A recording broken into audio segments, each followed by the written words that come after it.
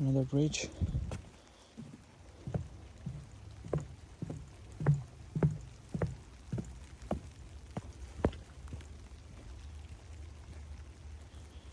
I can see there's one more over there. And it's this whole area, it's quite elevated. So because all the water and storm water and rainwater, it flows from all of that side and goes into the river. That's why they have made a lot of small bridges like this, so that people can easily get over to other side.